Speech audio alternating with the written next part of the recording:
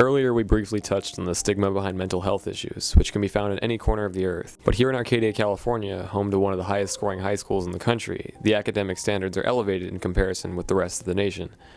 Within Chinese culture, education is seen as the top priority in a child's life. Here, the population is comprised of mostly Chinese and Asian American students, and a large portion of those students hold immense pressure on their shoulders to maintain a perfect academic record, and any ramifications created through the stress of these expectations is silenced out of fear of standing out. Mental illness is taboo. I think being Asian American, it's really hard because at first, my parents didn't get it. When I was finally able to come around and recognize that I was depressed, my parents weren't really accepting of it. They were like, it's just a phase, or it's just a teen thing.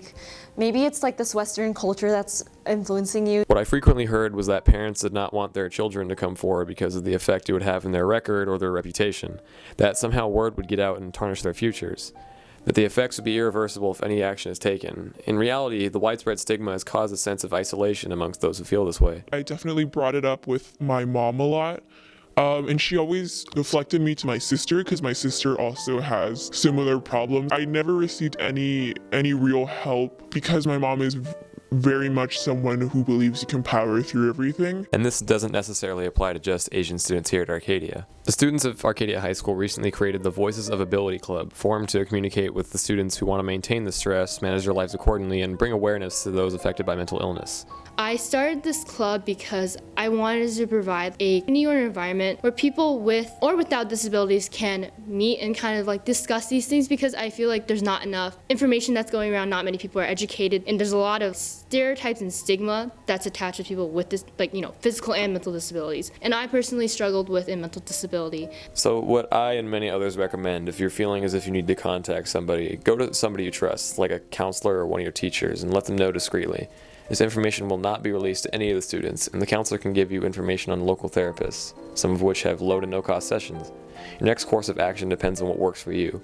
No issue is too small to seek out about. From a person who used to have really bad depression to the point where I wouldn't come to school, you can get help.